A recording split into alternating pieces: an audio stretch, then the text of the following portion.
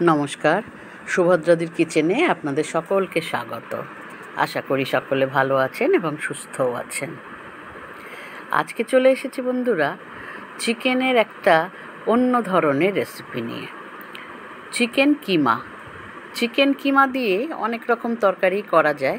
আজকে আমি চলে এসেছি আলু আর ক্যাপসিকাম দিয়ে এত সুন্দর একটা রেসিপি নিয়ে, যেটা দেখলেই কিন্তু জিভে জল চলে আসে। ভাত, রুটি, পরোটা, নান, কুলচা সব কিছুর সঙ্গেই কিন্তু এই ধরনের একটি আইটেম খুব ভালো খাওয়া যায়। চলুন দেখি কিভাবে বানালাম। আমি নিয়ে নিয়েছি প্রথমেই 400 গ্রাম মতো চিকেন কিমা। তাকে ভালো করে ধুয়ে জল ঝরিয়ে রেখেছি। আর দুটো বেশ বড় সাইজেরই ক্যাপসিকাম কুচি আর একটা বড় আলু, তাকেও ছোট ছোট করে কুচো করে কেটে নিয়েছি একটা বড় টমেটো, তাকেও কুচো কুচো করে।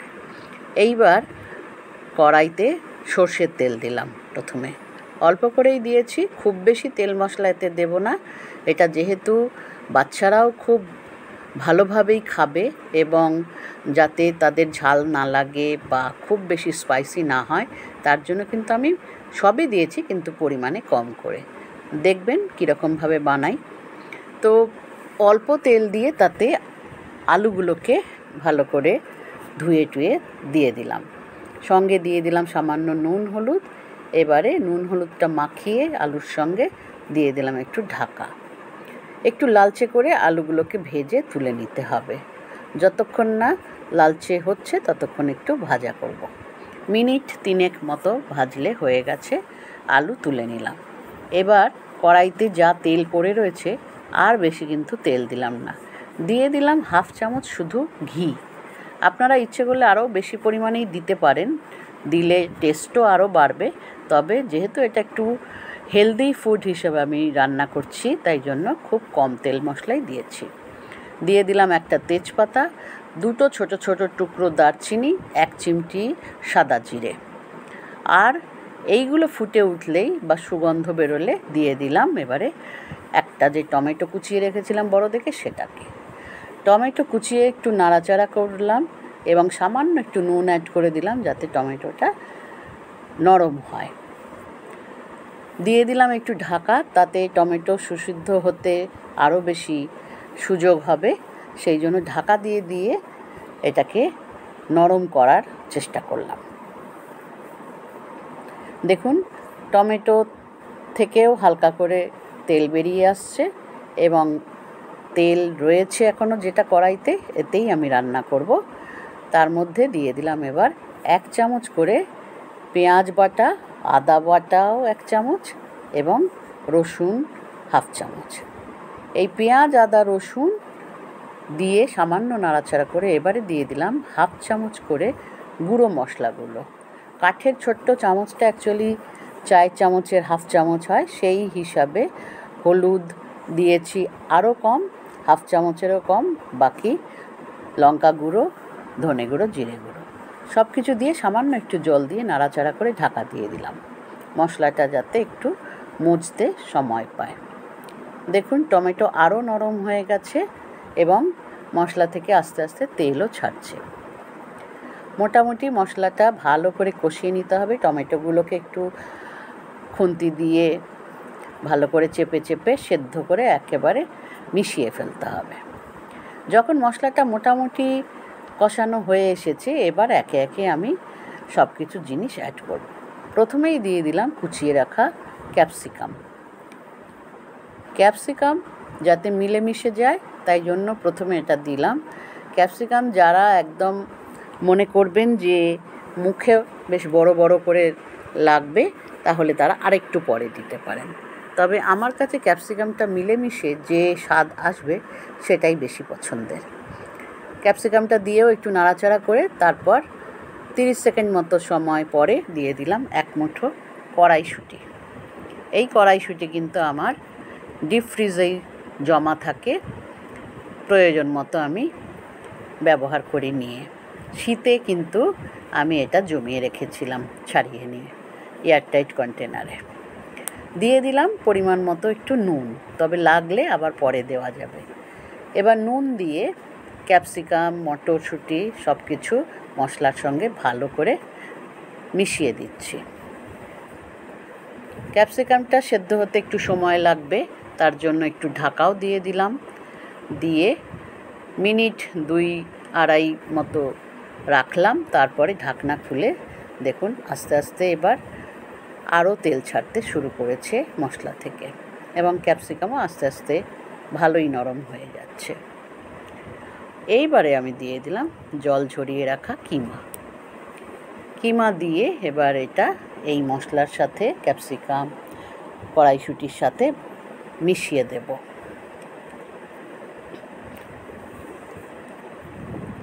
কিমা দিয়ে একটু ঢেকে দেব যাতে একটু সময় পায় সেদ্ধ হওয়ার জন্য। প্রথমেই আমি আর নাড়াচাড়া করলাম না, কেননা ক্যাপসিকামটাকে আমি আরেকটু সেদ্ধ করে নেব, তলায় রাখলাম এই কারণেই। এবারে দেখুন মিনিট 3-4 পর ঢাকনা খুলে চিকেনেরও আস্তে আস্তে কালার বদলাতে শুরু করেছে। এবারে ভালো করে নেড়ে চেড়ে মিশিয়ে দিলাম। ভালো করে এবার মেশাতে হবে, এবং এই কাজটাই এখন কন্টিনিউয়াস নেড়ে চেড়ে যেতে হবে, যাতে সমস্ত কিছু মিলে মিশে একটা মণ্ড মতো তৈরি হয়। কিমা মানেই বুঝতে পারছেন এটা একটু খুব ছোট্ট দানাযুক্ত একটা রান্না, যার জন্য সব কিছুই ভাঙা ভাঙা একটা মণ্ড মতো তৈরি হবে।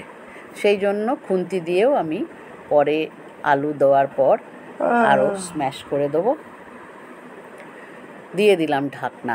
আবার ঢাকা খুলে মাঝে মাঝে এরকম ওলট পালট করে নেড়ে চেড়ে দিয়ে দিচ্ছি আবার ঢাকনা। জল কিন্তু দেইনি। এই ঢাকা দেওয়ার ফলে যে বাষ্প তৈরি হয় ঢাকনার মধ্যে, তাতেই কিন্তু দেখুন অনেকটা জলও বেরিয়েছে চিকেনের থেকে। এবার নুনও এর মধ্যে ক্যাপসিকামে ছিল, সেই নুন দিয়ে আপাতত রান্না হচ্ছে। প্রয়োজনে আমি আর একটু বাড়াবো, তবে আমি একটু চেখে না দেখে দেওয়াটা ঠিক হবে না। দিয়ে দিলাম এবারে ভেজে রাখা আলুগুলো। আলুটা ভেজে ওপর থেকে একটু সাজিয়ে দিলাম। আমি প্রথমে যে জিনিসটা তলায় ছিল তার উপর দিয়ে যে জিনিসটা দিচ্ছি সেটাকে প্রথমেই মিশিয়ে দিচ্ছি না। কেন মেশাচ্ছি না? যে তলার জিনিসটা আরেকটু সেদ্ধ হওয়ার সুযোগ পাক।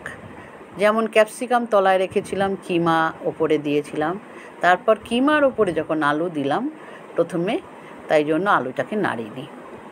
এইভাবে একটার পর একটা লেয়ারের মতো করে সেদ্ধ করলে জিনিসটা খুব ভালো সুসিদ্ধ হয়। এবারে সময় যাবে শুধু সব কিছু ভালো করে সেদ্ধ হওয়ার জন্য। মশলাপাতি সব দেওয়া রেডি, মোটামুটি হয়েও এসেছে। তবে আমি চেখে সামান্য নুন আর একটু অ্যাড করলাম। জল কিন্তু এতে মোটেই আমি দেইনি। এইভাবেই মুজিয়ে মুজিয়ে অল্প আঁচে রান্না করলে এত সুন্দর এই তরকারিটার স্বাদ হয় যে আপনার 2টো রুটি বেশি খাওয়া হয়ে যাবে, বা 2টো পরোটা যাই খান না কেন খুব তৃপ্তি করে এই তরকারিটা দিয়ে খেতে পারবেন।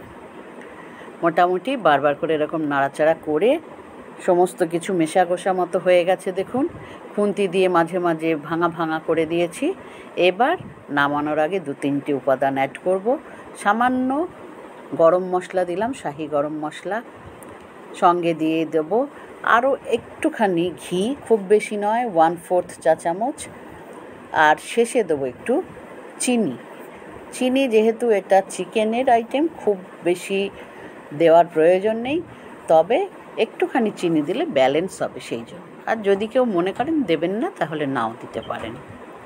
মোটামুটি চিনিটাও আমি দিয়ে দিলাম। দিয়ে এবার মিশিয়ে শেষে দিয়ে দেবো একটু ধনেপাতা। দেখুন সব কিছু মিলে মিশে একাকার, আলু, ক্যাপসিকাম, টমেটো, কিমা সব মিশিয়ে একটা তরকারি, যেটা রুটি, ভাত সব কিছুর সঙ্গেই আদর্শ। ভালো লাগলে বন্ধুরা অবশ্যই করে খাবেন। এটা বাচ্চাদের টিফিনে, বড়দেরও অফিসের টিফিনে, কলেজের টিফিনে দিতে পারেন। নিজেরা ডিনারে রুটির সঙ্গে খাওয়া যায়, পরোটার সঙ্গে খাওয়া যায়, সব কিছুর সঙ্গেই কিন্তু একটি আদর্শ চিকেনের তরকারি। ধনেপাতা দিয়ে দিলাম, দিয়ে এবার নিভিয়ে দিয়েছিলাম ঢাকনা। তারপর মিনিট 10 পর এবার পরিবেশন করে নিলেই তৈরি আমার চিকেন কিমার তরকারি, আলু দিয়ে ক্যাপসিকাম দিয়ে। ভালো লাগলে বন্ধুরা অবশ্যই চ্যানেলটিকে সাবস্ক্রাইব করতে ভুলবেন না। পাশে থাকা বেল আইকনটিও প্রেস করে দেবেন, যাতে যে কোনো নোটিফিকেশান সবার আগে আপনার কাছেই পৌঁছয়। ভালো থাকবেন বন্ধুরা, ধন্যবাদ।